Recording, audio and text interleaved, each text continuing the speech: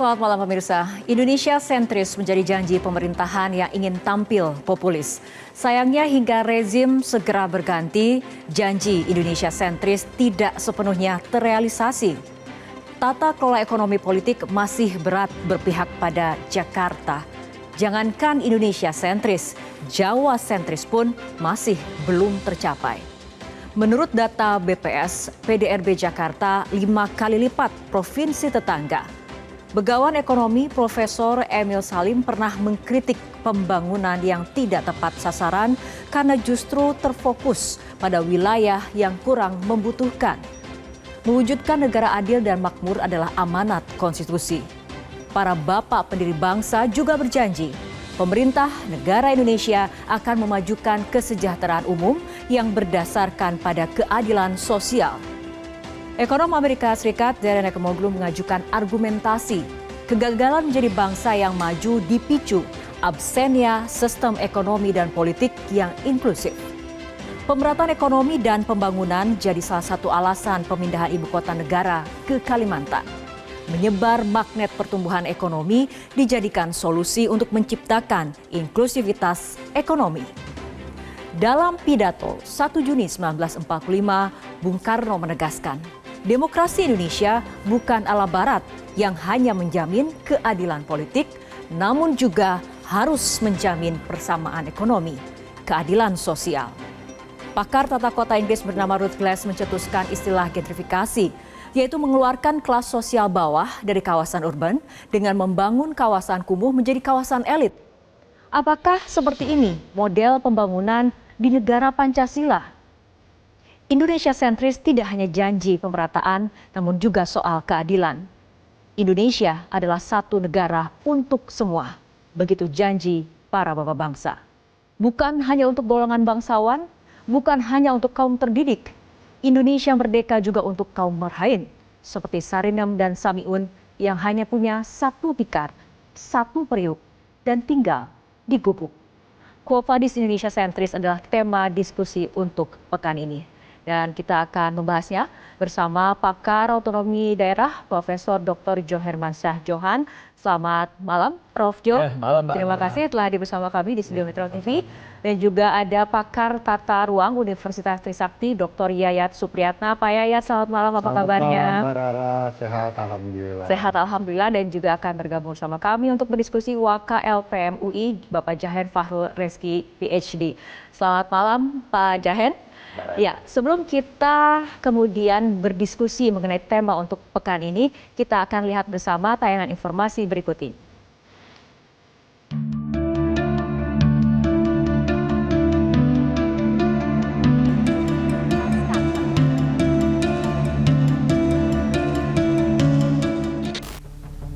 Pekan ini, Kota Jakarta merayakan hari jadi ke-497. Penjabat Gubernur DKI Jakarta menyatakan perayaan tahun ini terasa istimewa karena menjadi momen terakhir Kota Jakarta menyandang status ibu kota negara. Ke depan, Jakarta diharapkan menjadi kota global dan motor perekonomian. Undang-Undang Daerah Khusus Jakarta resmi berlaku sejak 25 April lalu. Ini menandai babak baru Kota Jakarta yang selama ini menyandang status ibu kota negara. Yang menarik dicermati, terbitnya Undang-Undang DKJ tidak membuat Jakarta langsung kehilangan status DKI. Mengapa Undang-Undang DKJ tidak secara otomatis menjadi payung hukum pengalihan status ibu kota negara? Pasal 63 Undang-Undang Nomor 2 Tahun 2024 tentang Provinsi Daerah Khusus Jakarta menyatakan, Jakarta tetap menjadi ibu kota negara hingga muncul keputusan Presiden mengenai pemindahan ibu kota ke IKN. Begitu pula dengan 39 ayat 1 Undang-Undang Nomor 21 Tahun 2023 tentang perubahan Undang-Undang Nomor 3 Tahun 2022 tentang ibu kota negara menyatakan kedudukan, fungsi, dan peran ibu kota negara tetap di Jakarta sampai ditetapkannya pemindahan ke IKN dengan keputusan Presiden. Sejumlah alasan pemindahan ibu kota terdengar mendesak.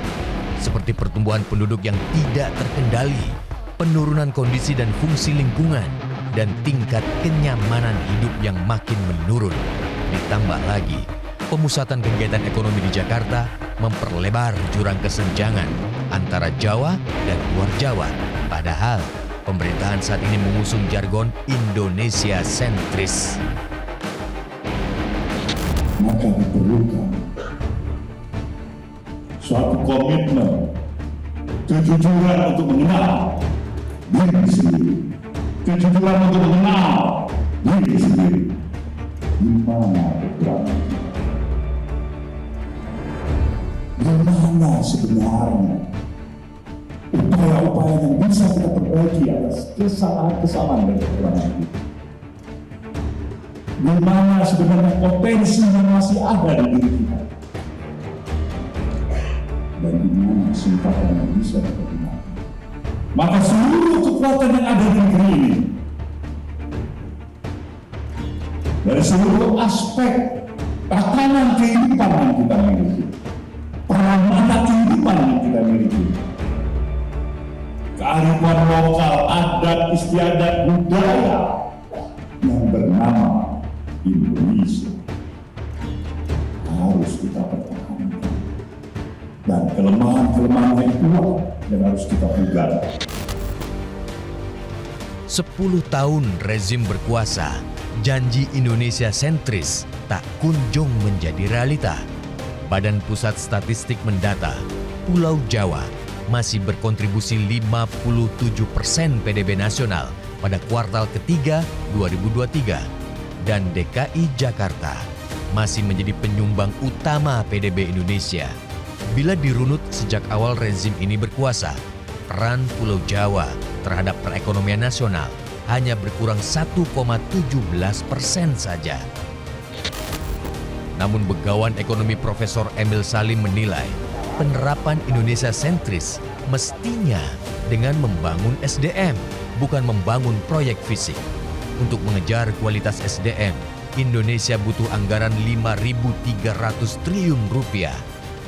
Profesor Emil juga menilai pencabutan status ibu kota tidak akan menyelesaikan berbagai persoalan klasik Jakarta. Justru pemindahan ibu kota akan memicu masalah baru bagi Jakarta karena keterbatasan anggaran serta lemahnya perencanaan.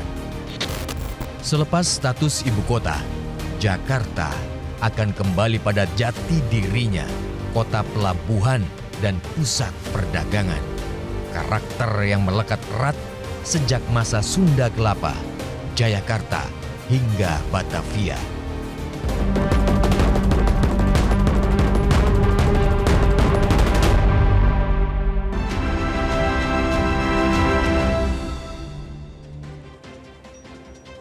Kita akan mulai diskusi ini mengenai semangat mewujudkan Indonesia sentris menjadi salah satu alasan utama pemindahan ibu kota.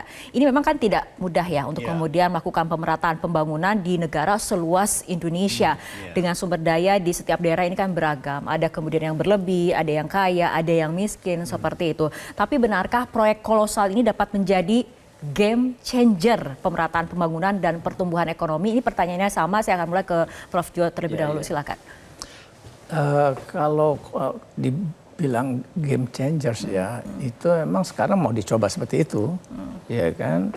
Tapi saya nggak percaya kita bisa menyelesaikan dalam waktu yang pendek ini.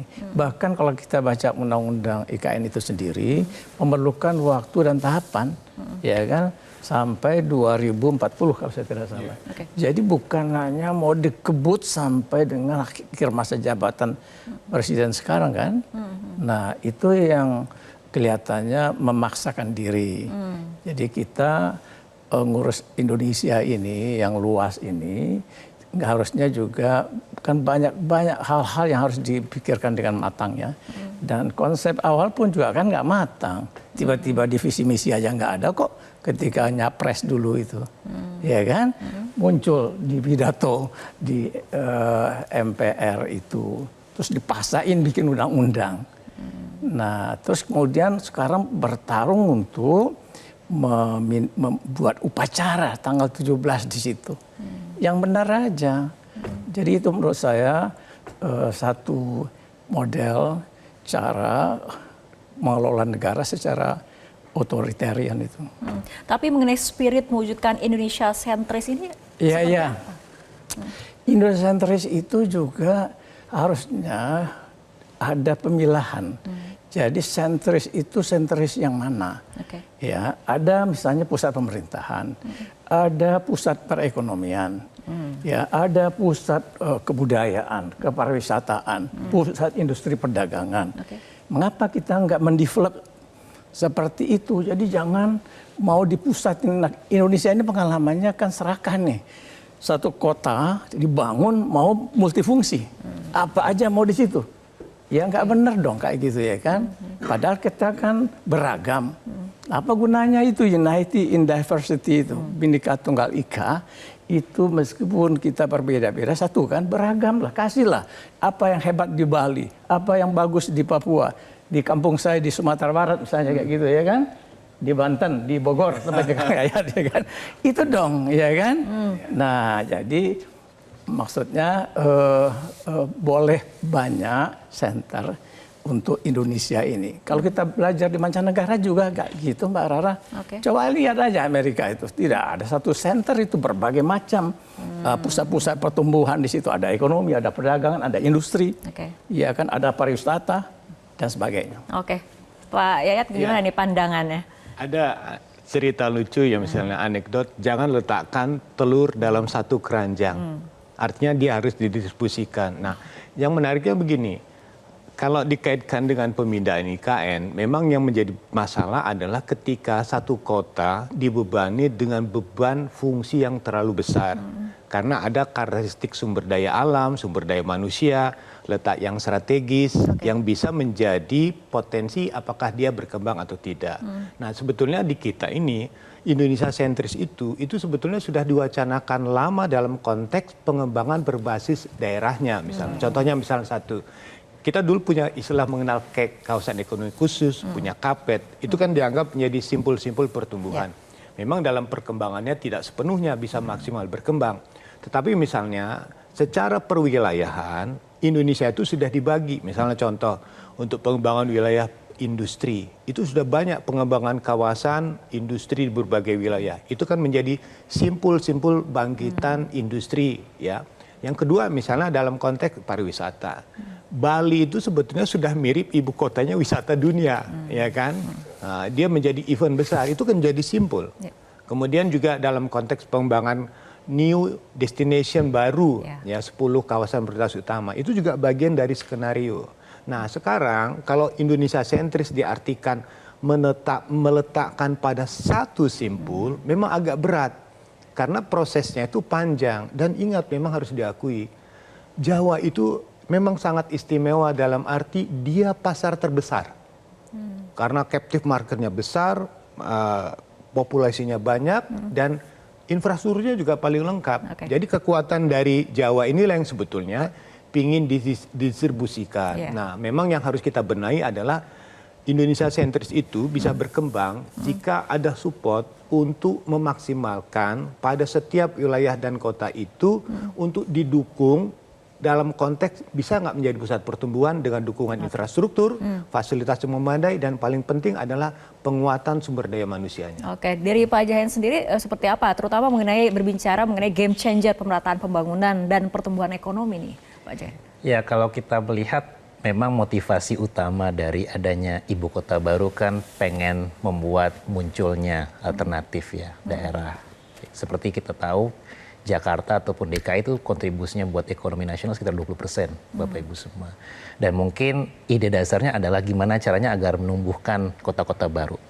Nah, cuma pertanyaannya adalah apakah dengan tadi ada ibu kota baru itu mampu menjawab kebutuhan tadi? Ini kan masalah tadi Pak Prof Jo bilang apakah ada perencanaan yang matang gitu. Dan apakah ini menjawab sebuah kebutuhan tadi? Tadi kita mendengarkan ada KEK, ada MP3EI. Jadi memang sudah banyak inisiasi yang telah dilakukan oleh pemerintah, walaupun pada proses pelaksanaannya masih banyak isu gitu. Dan tadi juga perlu dibahas, memang kita butuh banyak pusat-pusat ekonomi baru, karena itu kan source of economic growth tadi ya. Jakarta mungkin sudah cukup pesat perkembangannya dan mungkin kita butuh alternatif. Tapi mungkin jawabannya apakah dengan membuat ibu kota baru dengan segala plus minusnya, saya rasa itu bukan menjadi salah satu jawaban. Mungkin yang kita bisa lakukan seperti studi LPM, kita melihat memang KEK itu belum optimal. Ya, kita mungkin bisa membangun daerah-daerah kawasan ekonomi khusus sebagai pusat-pusat ekonomi baru yang nanti bisa memberikan manfaat buat ekonomi. Dan saya rasa itu nggak hanya bisa lewat satu ibu kota baru, tapi dengan banyaknya daerah industri atau daerah pariwisata dan sebagainya yang memaksimalkan uniqueness dari tiap-tiap daerah. Dan ini kan nggak bisa by force ya, harus by nature dikembangkan dengan baik dan juga dibutuhkan surrounding area yang juga bisa support gitu. Jadi misalnya kalau pengen bangun daerah yang maju, kita juga harus memikirkan bagaimana sih kapasitas human capitalnya. Bagaimana infrastruktur di sekitarnya gitu. Kalau dipaksa, kita juga nggak bisa tahu apakah benar dampaknya akan sebesar yang diharapkan oleh pemerintah. Jadi memang kita perlu mikirkan bagaimana caranya agar sumber-sumber daerah baru itu bisa muncul, nggak hanya di Jawa, di luar Jawa, tapi juga bisa mencapai apa yang diinginkan oleh semua pihak. Gitu. Oke, baik. Selanjutnya sebelum kita lanjutkan diskusi, kita akan melihat jejak pendapat sederhana melalui media sosial mengenai pembangunan yang belum merata di seluruh Indonesia. Kita akan lihat pollingnya berikut ini. Kita menanyakan kepada netizen, apakah pembangunan sudah merata di seluruh Indonesia? Dan 82% mengatakan belum merata. Responden artinya mayoritas menilai pembangunan belum merata di seluruh Indonesia. Ini adalah jejak pendapat sederhana ya melalui media sosial. Saya akan ke Prof. Jo terlebih dahulu. Prof. Jo, tumbangnya rezim Orde Baru kan seolah membawa angin segar ya, seperti membawa angin segar pada relasi pusat dan juga daerah. Ada desentralisasi kewenangan hingga bantuan anggaran seperti itu. Nah, mengapa ketimpangan antar daerah sampai saat ini masih menjadi persoalan yang mendasar? Iya. Ini emang agak menarik ya Pak, kalau pakai konsep teoritiknya, ketika kita beri desentralisasi, daerah kemudian punya kewenangan, dan kemudian dia bisa jalankan kebijakan-kebijakan yang lebih cocok dan sesuai dengan keadaan masyarakatnya. Dengan begitu dia tahu persis mengadres apa yang menjadi kebutuhan masyarakat. Idealnya seperti itu? Iya, jadi dia bisa, masa butuh apa nih? Butuh pasar, butuh sekolah, butuh puskesmas. Nah, persoalan kita sebetulnya dalam konteks otonomi daerah ini terkait dengan kapasitas fiskal. Untuk ngebangun itu, daerah itu pendapatan asli daerahnya kecil, mengandalkan dari dana transfer pemerintah pusat. Nah, celakanya pusat ini dana transfer yang ke daerah itu sekitar paling banyak 30% ya. Ya, 2/3 itu dipegang oleh pusat. Pusat itu satu unit ya. Daerah itu 546 unit pemerintahan yang ngurusin urusan dari orang bayi dalam kandungan sampai orang mati. Terus uangnya dikasih cuma 30/3. Nah, itu jadi akibatnya pemerataan ya terganggu. Tidak bisa dengan cepat dilakukan. Daerah-daerah yang cukup potensial seperti daerah di Jawa kan punya pendapatan yang lumayan, itu dia bisa develop. Ya, tetapi luar Jawa kayak Indonesia Timur itu kayak gitu-gitu aja. PAD-nya mungkin nggak sampai 10% dari komponen APBD-nya. Nah, itu dia yang menjadi persoalan. Jadi menurut saya strategi dalam pemerataan itu harus diperbaiki. Satu, perbaiki urusan-urusan pemerintahan yang kita mau serahkan. Nggak usah semuanya diserahkan kepada daerah itu banyak-banyak ya kan. Nah, ini 32 urusan pemerintahan. Uangnya tidak kita kasih secara cukup gitu ya. Nah, jadi yang kedua baru strategi keuangannya. Pusat kalau sudah desentralisasi, maka urusan-urusan itu kan sudah di tangan daerah. Pusat bikin regulasi, lakukan pengawasan. Tapi yang sekarang terjadi, pusat juga melaksanakan kegiatan pembangunan. Nah, yang namanya program strategis nasional itu untuk kepentingan-kepentingan lebih kepada ya suka-sukanya pemerintah pusat lah. Kadang-kadang itu nggak nyambung dengan kebutuhan daerah. Menyebabkan dampak pada pemerataan. Tadi Prof. Jo berbicara mengenai PAD, saya ke Pak Jahen terlebih dahulu. Ini kalau misalnya kita lihat PAD Jakarta 2023 kan sebesar 43 triliun apakah masih perlu mendapatkan TKD 19 triliun? Karena kan sebetulnya kalau bicara kesetaraan, seharusnya yang kuat sudah tidak lagi dibantu, bahkan mungkin menyokong yang lemah seperti itu, Pak Jain. Iya, tapi kan kalau kita lihat based on aturannya memang ada tanggung jawab pemerintah pusat ya buat Jakarta. Memang fungsi dari transfer daerah kan tadi ada isu pemerataan ya. Jadi memang ada porsi khusus buat Jakarta, mungkin nggak sebanyak untuk daerah lainnya. Tapi saya sepakat dengan isu desentralisasi. Kalau kita berangkat ke isu desentralisasi kan terbagi in general dua ya, fiskal sama pemerintahannya. Nah, kita masih lemah di fiskal aspek. Jadi kalau kita lihat dalam postur penerimaan, ini kan penerimaan dan spending itu tercantum dalam desentralisasi. Penerimaan lokal daerah itu memang sangat terbatas. Jadi PAD itu nggak banyak. Mereka atau pemerintah daerah sangat bergantung pada transfer tadi. Sehingga tadi mereka nggak luasa untuk melakukan peningkatan spending. Jadi kalau kita mau, memang kita harus memaksa dalam tanda kutip pemerintah daerah untuk lebih kreatif. Nah, kalau Bapak Ibu ingat itu Narendra Modi kenapa jadi terkenal, dia bisa jadi Perdana Menteri karena ketika dia jadi wali kota, dia itu meng-attract investor datang. Jadi investor datang invest di kotanya sehingga nanti daerah yang dia pimpin maju. Nah, kita belum menemukan itu di daerah. Jadi kalau pengen ekonominya semakin maju, we have to have a very creative leader yang bisa mendatangkan banyak investor datang dan bikin bisnis makin mudah. Agar nanti pemerintah daerah nggak terlalu tergantung dengan transfer pusat, mereka lebih independen dan bisa jor-joran untuk pembangunan apapun yang dibutuhkan. Terus yang kedua juga Jakarta sentris juga masih menjadi masalah karena orang kalau kerja pasti nyarinya ke Jakarta sekarang. Ya, pilihan di luar itu nggak terlalu banyak dan itu mungkin jadi salah satu hal yang perlu dipikirkan. But again, saya rasa mungkin bukan dengan membangun ibu kota baru, tapi membangun daerah-daerah ekonomi baru yang bisa membantu masyarakat kita ke depannya. Oke. Menarik, harus ada kreatif leader di setiap daerah ya untuk kemudian bisa memboost ataupun mengetahui apa potensi yang dimiliki setiap daerah. Pak Yayat, tapi berbicara mengenai Jakarta, menurut Anda Jakarta masih pantas tidak sih kemudian berharap pembangunan dari kas negara, sementara kemudian kan proyek strategis nasional saja sekarang masih ataupun sudah murni swasta seperti itu? Iya, ini memang ada beban sejarah ya. Dia ada fungsi ibu kota, juga menjadi hub ekonomi. Jadi kita ketahui bahwa Jakarta itu menjadi simpul distribusi dalam berbagai aspek. Kemudian menjadi pusat ekonomi yang memang menjadi punya peran strategis tersendiri. Nah, otomatis kan karena tadi dikatakan bahwa ada ekspektasi besar dari daerah-daerah untuk bari siapapun untuk ke Jakarta untuk mendapatkan opportunity yang lebih. Nah, yang kedua dari sisi investor, Jakarta dan Jabodetabek itu paling quick win, paling cepat dibandingkan wilayah-wilayah lain. Dukungan infrastrukturnya bagus, energinya bagus, validitasnya bagus, pasarnya juga bagus. Nah, pertanyaannya, karena lokasi yang seperti ini, posisi yang seperti ini, itu pasti akan mendapatkan opportunity yang lebih banyak. Nah, ini bagaimana pola redistribusinya yang bisa dilakukan. Sebetulnya ada yang menarik loh sekarang ini dikaitkan dengan Jakarta. Jakarta ini sebetulnya berdasarkan data kependudukan, sebagian kelas menengahnya sudah keluar dari Jakarta. Ya, jadi perlu diingat data dari Dukcapil itu dikatakan hampir 3 juta orang Jakarta tinggal keluar dari Jakarta, tapi KTP Jakarta. Kemana mereka? Mereka tinggal di wilayah sekitar Jakarta di kota-kota baru itu. Itu fakta yang menunjukkan bahwa Jakarta itu sudah mulai ditinggalkan oleh kelompok menengah atasnya. Karena apa? Mereka sudah tahu posisi di tengah kota itu sudah tidak nyaman lagi. Infrastruktur mungkin masih lama. Nah, mereka akan mencari wilayah baru. Nah, kecenderungan investasi pun akan bergerak keluar. Nah, itu cenderung terbuka. Cuman pertanyaannya bagaimana peran dari Jakarta pun bisa melakukan satu redistribusi fungsi. Berbagi peran untuk melepaskan apa-apa dari Jakarta untuk didistribusikan ke wilayah-wilayah sekitarnya. Karena konsep yang sekarang Jakarta yang tersentralisasi, apa-apa harus Jakarta, itu menjadi beban tersendiri. Nah, pertanyaannya, apakah opportunity yang ada, keuntungan didapat Jakarta, bisa dibagikan nggak dalam konteks wilayah sekitarnya? Karena satu lagi, Jakarta besar, tapi juga jadi beban bagi daerah sekitarnya.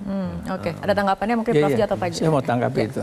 Nah, ini kan ada undang-undang DKJ nih, daerah khusus Jakarta yang baru kan ya. Itu undang-undang nomor 2 tahun 2024. Ada nama Dewan Kawasan Aglomerasi.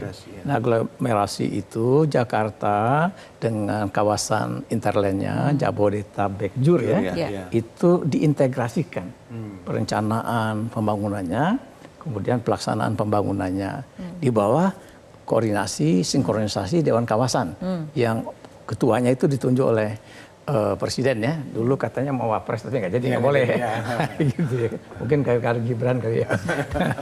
Jadi itu nggak jadi, sehingga bebas presiden mau pilih yang terbaik ya. Nah, dengan demikian itu nanti akan saling bisa menunjang. Jadi Jakarta dengan kawasan interlandnya itu bukan seperti yang pola sekarang, pakai pola BKSP itu nggak jalan. Nah, karena yang ketuanya gubernur. Kalau ini ketuanya adalah orang pusat dan dia bisa lintas antar daerah dan lintas sektoral. Jadi saya yakin tuh urusan transportasi publik nanti akan jadi satu. Jadi nggak berhenti gitu transportasi sampai ke tempat Kang Yayat ke Bogor itu nyampe nanti itu. Jadi satu kesatuan. Begitu juga soal banjir Jakarta. Nggak bisa cuma dikeruk-keruk di Kali Krukut, Ciliwung. Tapi juga sampai ke hulunya yang ada di daerah interland Jakarta.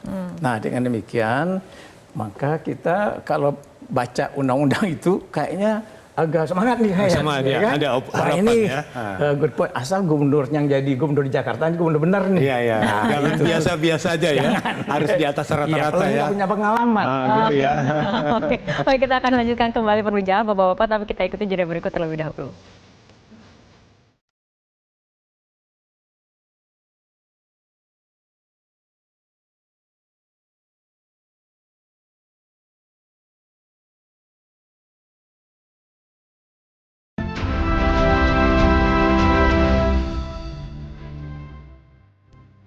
Pemirsa, kita akan melihat jajak pendapat yang kami lakukan secara sederhana melalui media sosial. Berikut ini kita akan lihat bersama.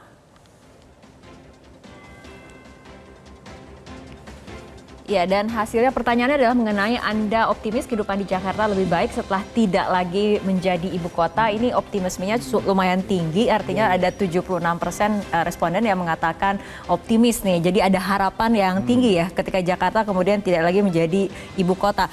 Saya ke Pak Yayat terlebih dahulu. Pak Yayat, Jakarta ini kan terlanjur mengalami urban sprawl. Nah, apakah mungkin wajah kota dan perilaku warganya menjadi berubah, disulap misalnya menjadi lebih baik, lebih ramah lingkungan, lebih tertib seperti itu. Ada hubungannya gitu. Sebetulnya gini, kota itu adalah struktur secara sosiologis. Dia pembentuk perilaku. Jadi tinggal di Jakarta itu harusnya struktur yang membangun kultur. Nah, kita ini lemah di kulturnya. Tinggal di Jakarta, tapi kulturnya itu masih, mohon maaf, katroan dikit lah gitu ya. Masih ada sedikit rada kampung. Jadi kita bayangkan mental kampung tinggal di metropolitan, apalagi jadi global. Jadi apapun yang dibangun, kadang-kadang mentalitasnya belum berubah. Nah, pertanyaannya dari mana kekuatan untuk melakukan perubahan itu ya? Itu memang harus tanya. Kenapa kalau ini mohon maaf tetangga sebelah, kalau ke Singapura ini contoh aja ya. Kita jadi orang baik, tertib. Kita jadi orang tertib tiba-tiba gitu. Itu kan karena kekuatan strukturnya di dalamnya. Nah, sekarang bagaimana Jakarta kalau nanti menjadi peran global, kekuatan terbesar untuk merubah itu adalah satu, menata ulang aspek kependudukannya. Itu menjadi kata kunci karena bebannya besar. Jadi beban besar itu basis anggaran pun akan menjadi lebih besar. Maka saya mengatakan Jakarta pasti punya alasan. Apakah kalau saya udah punya kapital besar, apa dikurangin TKD-nya misalnya kan? Pasti dengan populasi besar, dengan status kota, kota dengan status provinsi, ini akan punya persoalan besar sendiri dengan kepadatan yang tinggi. Nah, pertanyaannya sekarang memang muncullah namanya kebutuhan permukiman. Muncul kantong-kantong baru, urban sprawl itu terjadi mana-mana dan harus diakui pola permukiman karena harga lahan yang mahal di Jakarta itu membuat orang mencari berapa tanah yang ada itu dikembangkan. Itu menjadi masalah pada beban infrastruktur pelayanan utilitas kota. Kalau misalnya nanti dalam konteks klaster ya, hamparan seperti dalam bentuk township ya, seperti kota itu lebih bagus. Sekarang tumbuh kembang permukiman dalam konteks yang dari skala kecil 10 unit, 50 unit sampai pada skala yang besar. Skala yang besar itu banyak di luar. Yang di dalam ini yang menjadi persoalan karena menjadi beban tersendiri. Nah, yang jadi PR ke depan yang harus dilakukan Jakarta itu pertama dari aspek kependudukannya, menata ulang. Kemudian yang kedua tadi, Jakarta sekarang ini terlalu besar biaya bantuan sosial ekonomi hampir 17 triliun. namanya bansos, kemudian Jakarta Pintarnya, kemudian BPJS terlalu besar. Karena itu tadi saya mengatakan, jadi intinya Jakarta pun kekurangan untuk menyediakan infrastruktur terkait pembiayaan dan anggaran. Itu niru juga pusat. Itu pusat tadi. Bansosnya 400-500. Pertanyaan supaya bagus kan Pemda Pak? itu belajar ke pusat. Bagaimana contohnya Jadi pusat tidak beri contoh yang baik. Jadi maksud saya, ketika budget besar disalurkan dalam konteks bantuan sosial dan itu tidak banyak melakukan perubahan. Justru orang banyak datang loh. Dan mohon maaf, banyak migran masuk berdasarkan data yang ada itu dari bara kantong-kantong kemiskinan. Karena tahu opportunity Jakarta terlalu baik. Oke, baik. Nah, ini mengenai Jakarta, Pak Jahen. Untuk hari ulang tahun Jakarta, HUT ulang tahun Jakarta tahun ini adalah mengusung jargon kota global. Nah, mungkin tidak sih Jakarta ini bisa menjadi economic hub yang kompetitif? Misalnya di tingkat regional ya kita bicaranya seperti dari Singapura, Shanghai dan juga Tokyo, ataupun konsep perekonomian yang tepat tuh seperti apa sih untuk Jakarta? Iya, sebenarnya kalau dibandingkan dengan banyak kota lainnya kita cukup comparable ya. At least in terms of biaya. Biaya di Jakarta mungkin lebih mahal ketimbang di Shanghai. Tapi in any way, kita punya salah satu daerah yang menjadi katalis dari perekonomian Asia Tenggara gitu. Jadi kontribusi Jakarta cukup besar. Cuma memang ada hal yang perlu diperhatikan. Yang paling dasar adalah open space yang sangat minim di Jakarta. Jadi kalau di kota-kota besar kita mungkin melihat banyak taman hijau, itu dibutuhkan di negara yang semakin berkembang. Jadi semakin maju suatu ekonomi, kita justru nggak butuh semakin banyak gedung, tapi banyak open space. Yang kedua juga untuk bisa memastikan Jakarta bisa compete dengan daerah yang lain, tentunya transportasi yang baik gitu. Kita mungkin udah melihat banyaknya pembangunan dan sebagainya, tapi mungkin belum cukup alternatifnya. Ya dibandingkan dengan daerah lain udah cukup lebih baik ya, tapi Jakarta masih butuhlah pembangunan infrastruktur yang semakin baik. Nah sehingga nanti kalau ekosistemnya sudah semakin baik, mungkin investor, perekonomian kita juga akan semakin maju. Karena orang ketika datang ke suatu daerah pasti melihat ini make sense nggak ya datang suatu daerah. Apakah economic cost yang saya dapatkan itu lebih besar, lebih kecil ketimbang benefitnya. Ya. Dan kalau itu terjadi mungkin orang akan memilih untuk datang ke Jakarta. Cuma masalahnya sekarang Bapak Ibu semua kita melihat memang Indonesia itu agak sedikit ditinggalkan in terms of hub ya. Jadi even Malaysia itu udah ngoper kita dengan berbagai macam masalah politiknya ya. Tapi Tesla dan sebagainya itu malah invest di Malaysia. Kita juga kalah compete dengan Vietnam dan juga Meksiko. Jadi ketika ada perang dagang misalnya antara China dengan US, justru yang mendapatkan manfaat itu Vietnam, Malaysia dan Meksiko. Indonesia sama sekali nggak bisa dapat. Kenapa? Karena memang selain dari struktur ekonomi kita punya masalah di bisnis, ease of doing business, aturan yang tidak jelas dan sebagainya, dan juga masalah korupsi yang cukup besar gitu. Jadi ini membuat banyak orang mungkin agak sedikit hati-hati, cautious dalam melakukan investasi di Indonesia ataupun Jakarta, dan ini yang harus diperhatikan ke depan agar kita tetap bisa memastikan Jakarta tumbuh dan ada spillover ke daerah lainnya dimanapun itu. Baik, masih berbicara Jakarta, saya akan ke Prof. Jo. Jakarta ini kan menjadi provinsi dengan APBD terbesar, tapi ironisnya Jakarta termasuk provinsi dengan tingkat pengangguran yang tertinggi seperti itu, Prof. Jo. Nah, seberapa efektif sebetulnya supervisi keuangan daerah ini? Nah gini, kalau soal keuangan daerah kan pengawasannya, supervisinya itu ada dua ya. Satu pihak Pemdanya sendiri dengan badan-badan yang ada di tubuh Pemda. Yang kedua eksternal dari pihak pemerintah pusat kan, yang juga melakukan supervisi dan pengawasan. Nah anggarannya APBD DKI itu juga dievaluasi sebelum diketok oleh Kementerian Dalam Negeri. Jadi artinya sebetulnya masih ada ruang-ruang untuk bisa membuat anggarannya itu lebih pro kepada kepentingan masyarakat yang memerlukan ya, seperti pengangguran, golongan yang miskin, pro-poor lah, semacam itu. Nah ini mungkin yang masih lemah ya. Jadi barangkali kita sarankan memang harus ada strategi yang lebih baik lagi ke depan, baik dari segi supervisi oleh pemerintah pusat, kemudian supervisi kepala daerahnya sendiri. Kan kepala daerah yang ngerunning tuh, ya kan? Nah, jadi dia harus in charge banget tuh. Kalau zaman beberapa gubernur ya di DKI itu diplototin tuh budgetnya APBD yang para SKPD mengajukan. Ya karena SKPD ntar beli ini beli itu ya kan. Sukanya yang yang belanja yang beli barang, ya kan. Nah, jadi itu juga harus diubah. Kalau nggak mau jadi kota global. Kota global itu salah satu rumusnya adalah punya kehidupan yang livability-nya bagus, ya, kehidupan orang di sana nyaman, bekerja bagus, ya, jadi tingkat pengangguran rendah, misalnya seperti itu. Jadi harus ada perbaikan ke depan. Nah, kuncinya kembali lagi, memang harus ada leadership yang bagus di Jakarta, ya, yang bisa menatanya ini. Kalau enggak berantakan. Oke, baik. Seperti biasa. Dan jangan diurus oleh PJ. Oke, ini perbincangan semakin menarik, tapi kita harus jeda berikut terlebih dahulu. Tetap bersama kami, pemirsa.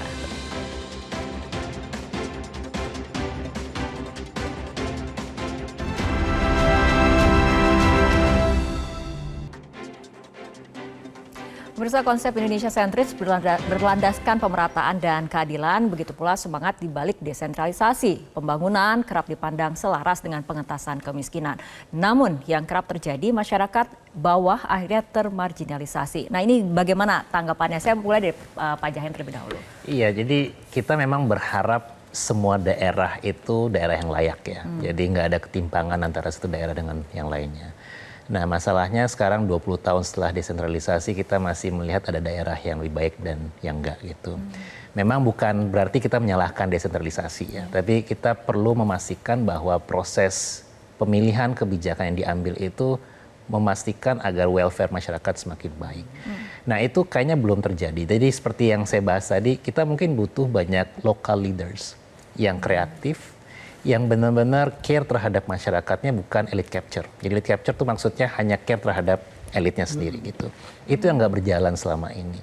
Kalau kita punya pemerintah daerah yang kreatif tadi, yang mampu membangun ekonomi lokal semakin baik, orang nggak perlu lagi datang ke Jakarta. Karena kita punya daerah yang bisa compete, bisa mendatangkan investor, dan ekonominya akan tumbuh. Kita coba contoh kampungnya Pak Jo di Sumatera Barat. Itu kan salah satu daerah yang mungkin belum terlalu baik pertumbuhan ekonominya karena memang belum ada inovasi. Terus kalau kita lihat ke daerah yang lain juga kebanyakan pemerintah daerah itu rely terhadap transfer dari pusat gitu. Sehingga ini yang perlu kita perhatikan agar nanti orang nggak perlu datang ke Jakarta untuk bisa nyaman. Atau contoh misalnya kita baru dengar isu hilirisasi ya. Ada banyak hilirisasi di Halmahera Tenggara dan sebagainya. Itu duitnya nggak dikonsum di sana. Duitnya dikonsum di Jakarta. Karena pilihannya nggak ada di situ. Jadi kita memang butuh memastikan bahwa kalau ada tumbuhnya pusat-pusat ekonomi baru, itu nggak hanya melihat secara spesifik gitu, tapi juga memastikan bahwa surrounding ekosistemnya akan bangun semakin baik. Nah, kalau kita bisa memastikan itu, mungkin ketimpangan nggak akan jadi masalah lagi. Ya, ada daerah yang mungkin maju lebih pesat, tapi yang bawah nggak akan jauh tertinggal. Itu yang mungkin missing di Indonesia, karena mungkin contohnya ke negara tetangga kayak Cina. Cina itu mampu membangun daerah-daerah lokal yang semakin compete. Ya, dia bangun yang namanya yardstick competition. Daerah yang satu itu dipaksa untuk compete dengan daerah lainnya. Ya, itu yang membuat mereka nanti bisa jadi political leader di tingkat pusat. Karena memang mayor, wali kota dan sebagainya itu akan dipaksa untuk perform better. Dan itulah kenapa kita butuh tadi local leaders yang baik, policy making yang care terhadap daerah. Dan memang nggak semua itu bisa ditentukan oleh Jakarta. Ya, jadi karena kebutuhan daerah itu pasti masyarakat lokal yang akan paham ketimbang yang di pusat. Gitu. Oke, Pak Yayat pandangannya? Ya, ini menarik nih ya. Apa yang terjadi saat sekarang ketika orang berbicara kemiskinan? Bansos. Jadi ketika mental miskin itu diselesaikan dengan bantuan. Jadi yang sebetulnya persoalannya kemiskinan itu bisa dientaskan, tapi dengan merubah mentalitasnya. Nah, kelemahan kita itu ada pada pengembangan sumber daya manusianya. Dengan pendidikan yang mungkin rata-rata yang sangat terbatas itu, investasi pun akan sulit masuk ketika dia tahu kapasitasnya tidak maksimal. Kita belajar misalnya contoh tadi kasus Vietnam. Ketika AI masuk, industri berbasis digital dan informasi, Vietnam itu sudah mempersiapkan jumlah sumber daya yang siap untuk menyerap investasi di teknologi itu. Nah, apakah ada daerah yang mengatakan, mari datang ke tempat saya punya kapasitas untuk mempersiapkan sumber daya yang siap untuk menerima investasi itu.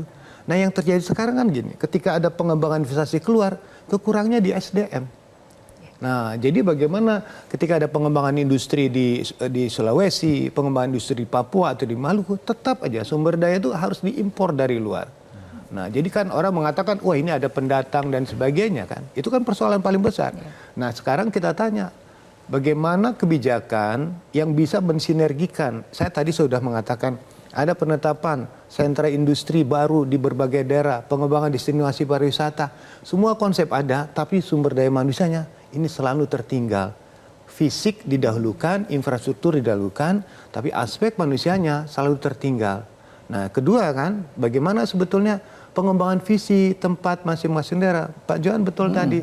Visi, misi, tanpa gizi, mimpi. Gizinya tadi, kapasitasnya itu.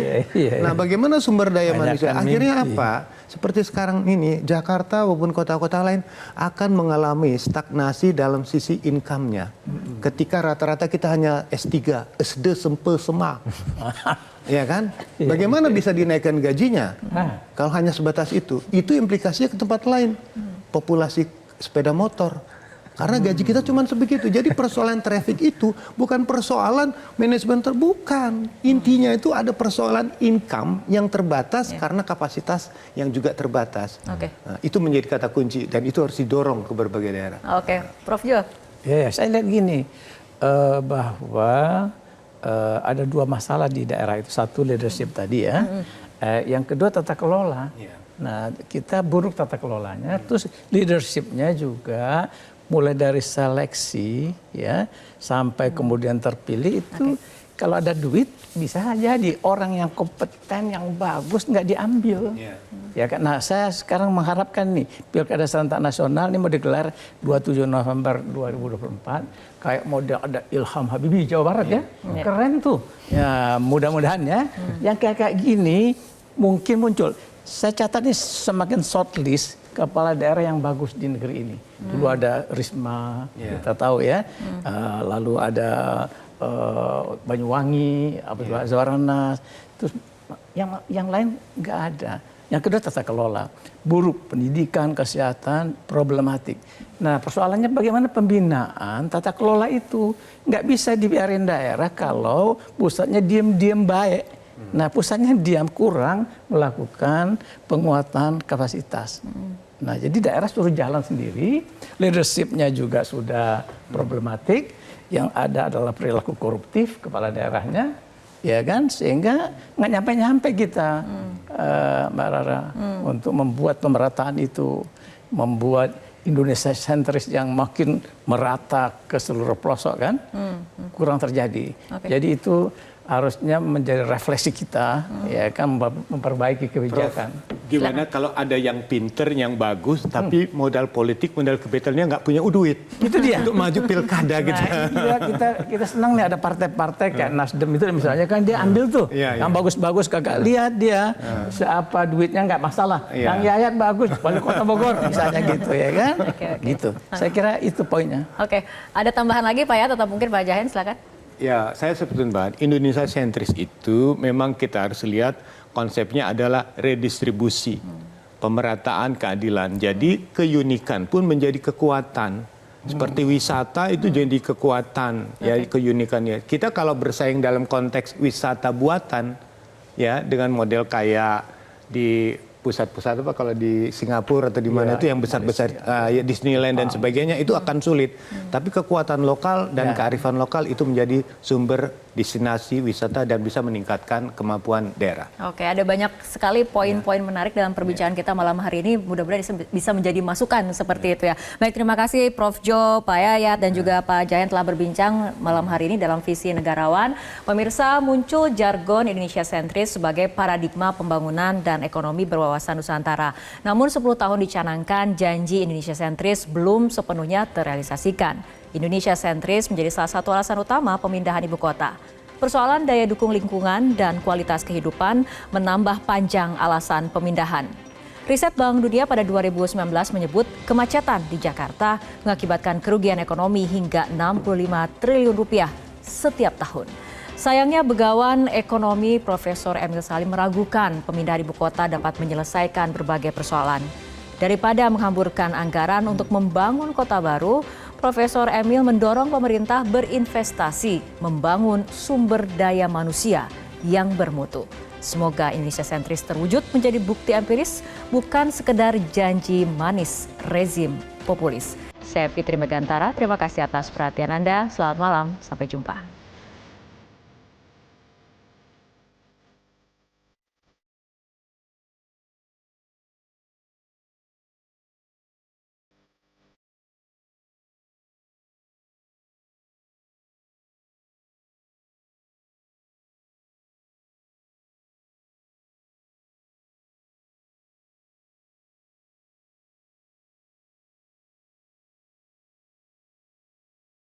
Jelajahi cara baru mendapatkan informasi. Download Metro TV Extend sekarang.